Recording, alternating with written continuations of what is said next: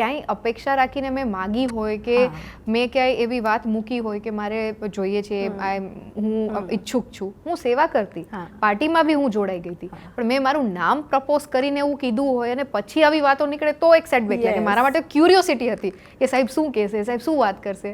અને હું non political બેકગ્રાઉન્ડથી આવું છું તો મને એક સ્ટીરિયોટાઇપ પેટર્નથી હું અવેર નથી. બિલકુલ.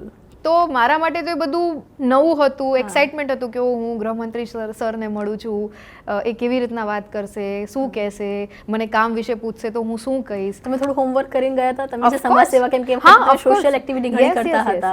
યસ, એ ટાઈમે હું લગભગ 100 જેટલા ગામડા ફરી ચૂકી હતી.